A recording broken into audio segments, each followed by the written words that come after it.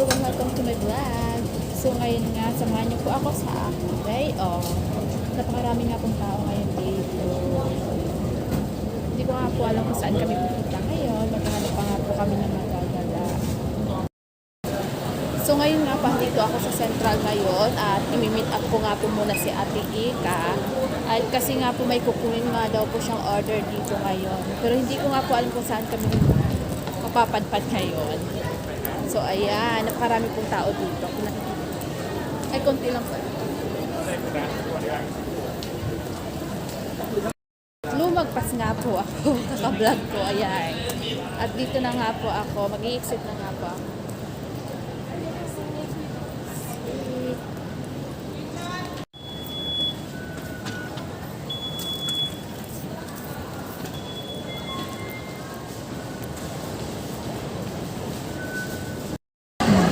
Sunday nga po talaga napakarami po tao.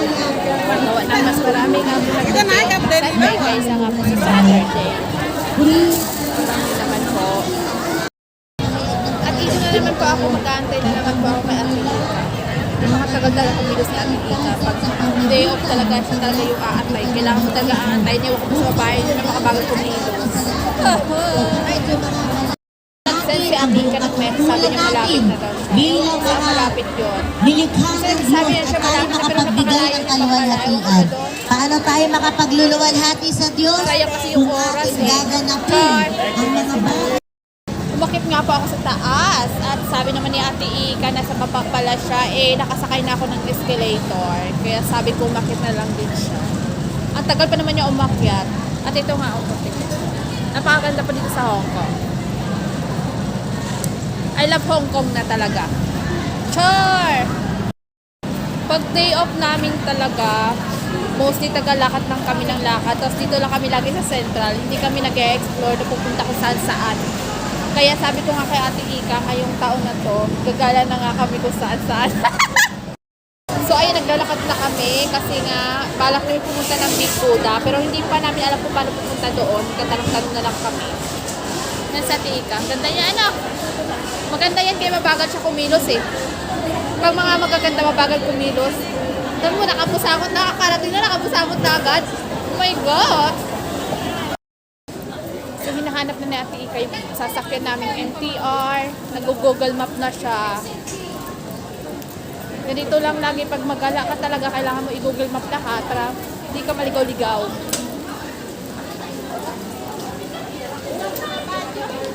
Sa baba daw pala, medyo naligaw na nga kami. Kaka-start pa lang namin, naligaw na agad. So, ayan. First time magala-gala. Sa 1 year kasi hindi kami gumala kasi dami namin utang. Binayad namin utang. Yung mga sahod namin, binayad namin lahat sa utang. Pero sa Tika, wala siya utang. Bumili kasi siya ng mga gold eh. Napakadami niya ng gold. Sinihingi ko na ayaw niya bigay. Ayan. Welcome. Parang ay. Charot. Nakasakay na nga po kami ng MTR. Nakatulo nga po yung sabihan. Ito grabe makatingin sa Tika sa akin. Laging galit sa akin. Hindi niya alam na galit din ako sa kanya. Pumunting na din naman upapalot na nga ako. Ano kayong gamot niya? Hindi mo ba galit naman? Anong gamot niya? Olive oil, tsaka canola. Ano mo nga ako Ate Ika para kumapal yung buhok. Kasi na-depress talaga ako ng ilang months. 1 year din lang siya. Depression. Cause of depression. So nakarating na kami ng Tongchong. Hahanapin na namin yung sakayan papuntang Big Buddha. So hindi pa namin nahanap yung sakayan ng bus. Medyo naligaw-ligaw pa kami. Napakaganda po dito. So, ayan. Saan na ba to?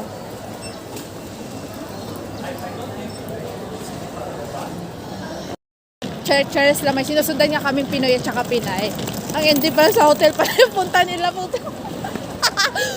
Sunod kami ang sunod. Feel ko naman pupunta sila ng Big Buddha. Feel ko lang. Let's see. Ay, ayun, yung bus sakayan. Ayun. ayan, dito na kami sa may bus station. At pumila pa nga kami doon sa kabila. Akala namin doon yung pila. Nantay kami ng pasatagal. Dito pala, tatawid pa pala. Dito ako. Diba?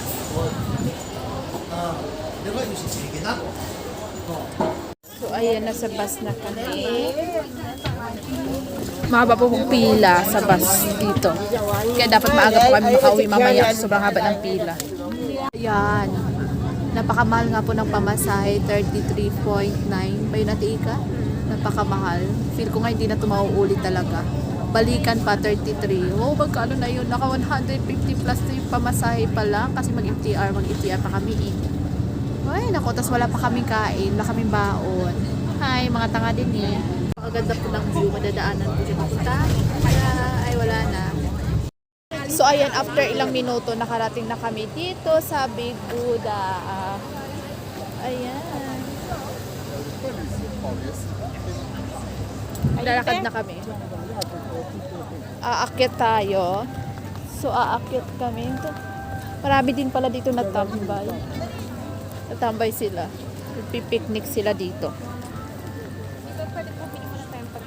Gutom na kami. Saan tayo bibili pagkain? Hindi namin alam kung may mabibila dito. Baka mahal kasi dito. Doon maganda din mag-hike doon. Tingnan niyo po.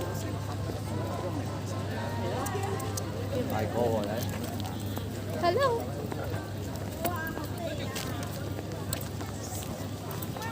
Ayan po, marami pong pumupunta dito ng mga Pinay din. At iba yung mga Chinese, of course. Mga Indonesian. Yan. Ngayon pa lang kami naggala-gala. Tapos akala ni Ate Ika barbecue na ano yung saging. Hindi naman barbecue na saging. Banana yun, barbecue. Banana cube. Hotdog na malaki po pala. Sausage. Ayan. Nagutom po kami, kaya bumili po kami ng sausage. Napakalaki po. $30. Napakamahal. Oh my God. Kung saan nagtitipid, tsaka naman. Oh, pero okay lang.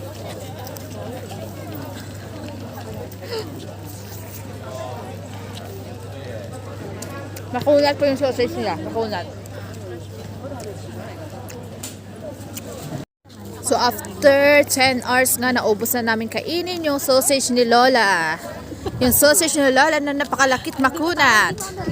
At ito, naglalakad na kami. Aakit na nga kami. Sabi nila 200 steps daw dito. Yung hagdan siguro, hindi ko lang sure. Kasi first time naman namin kasi pumunta dito. Cellphone. So, ayan. Daming tao dito. Low quality din tong ano ng camera ko eh. Ito. So, ayan. Napakarami naman palang food court dito. Na-scam kami sa sausage ni Lola na $30. Mahal-mahal din. Talagang pagpupunta ka dito sa Big Buddha, malaki-laki din yung gastos. Pamasahe pa lang, wala na. Pero okay lang, minsan lang naman. So, ayan. Ang init na. Hindi na nakikita. Oh my gosh. Totoo ba to? Char. At ito na nga po yung sinasabi na 200 steps. 200 steps pala bago ka makaakyat kay Big Buddha. So, aakyatin na nga po namin. At na-stranded kami kasi feel ko may bayad siya pag umakyat. So, let's ask first. Meal time. Okay. So, hindi namin alam. Baka diretso na to.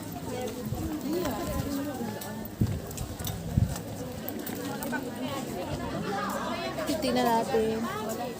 O, wala diretso na tayo. Tara. So, diretso na siya. Wala siyang bayan. Free lang siya. Free lang siya. Let's go, guys. Let's go.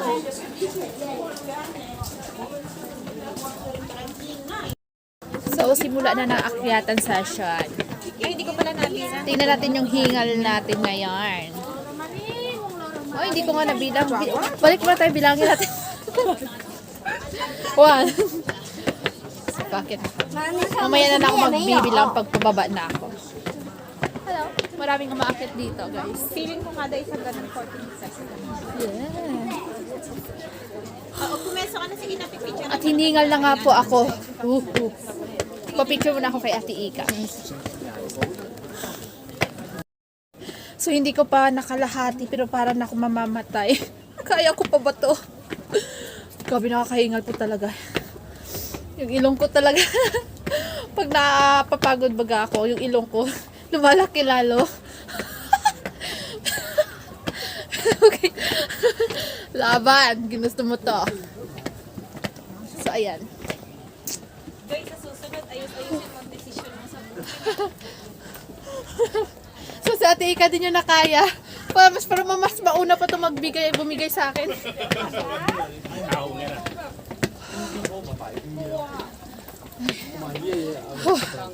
Grabe. 200 steps na. Charas. Matanda na talaga tayo, Ate Ika. Hingal na po sobra. So, ayan, malapit na. Malapit ako mamatay.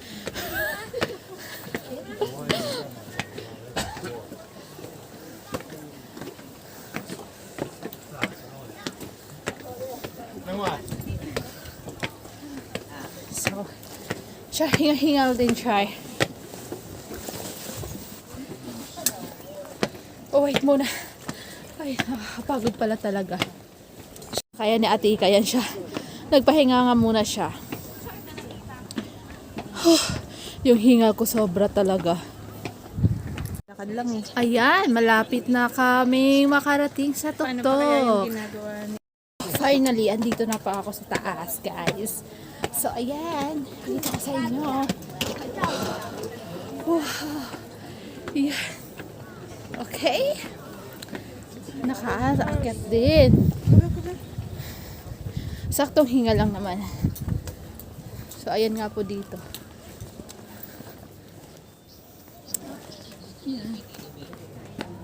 Dito na kami. So, ayan, iikotin nga muna namin to. Ay, may mga tinta sila dito sa loob. Meron Exhibition. Hey! Alangmig, pero nakaano ako, malakas ako. Pwedeng ditong umakyat. Akyat tayo sa taas. Dito naman.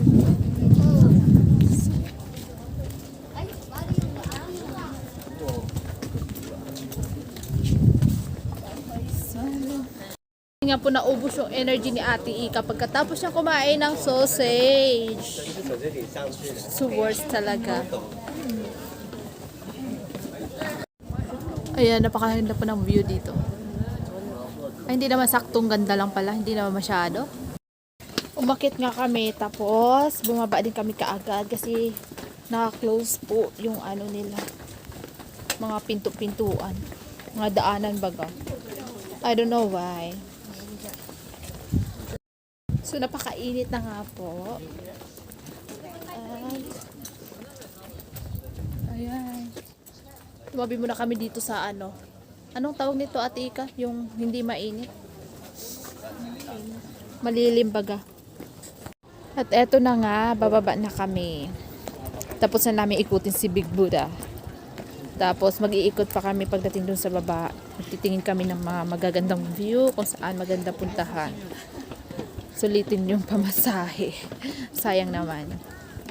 Ay, may cable car doon. Malayo nga lang, hindi nakikita dito. Ayan!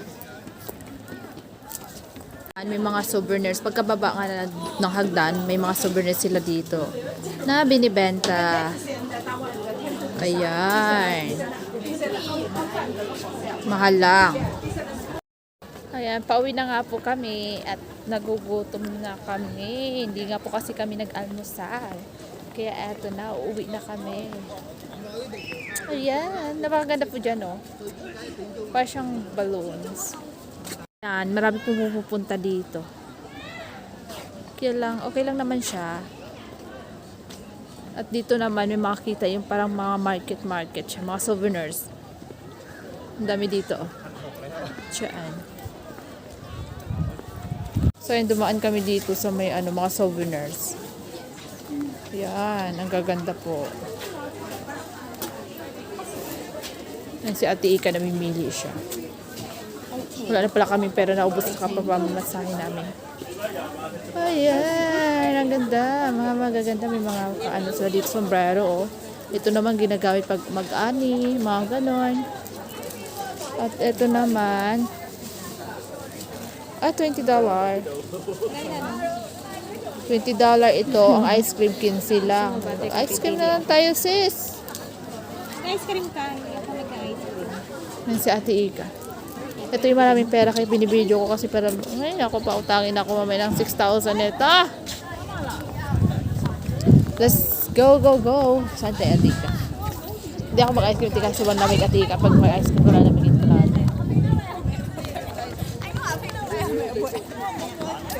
Uy, maramang ano ditong sausage natin.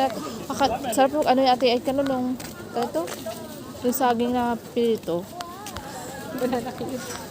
Baka sa central natin. Ay, bakit yung sausage na may sausawan? Yung doon sa kinainan natin. Balik natin yung kay Lola. Tingnan mo yung ano. Kalabaw ba yun? Bakit parang ito na yung kalabaw?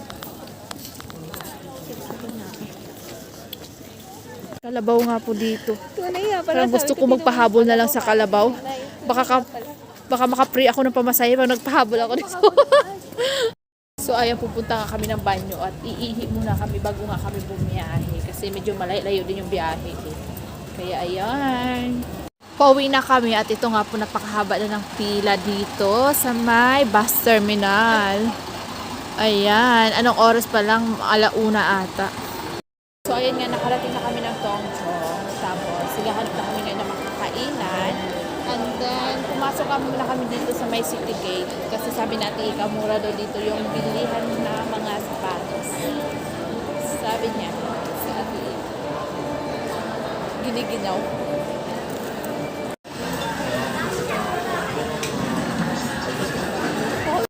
So, ayan, tapos na po kami kumain. Kaya ito, naglalakad na kami. At uuwi na nga po kami kasi anong oras na din. Tsaka antok na din. Nakakapagod po yung biyahe kanina. Kaya maraming salamat sa inyo. Bye-bye!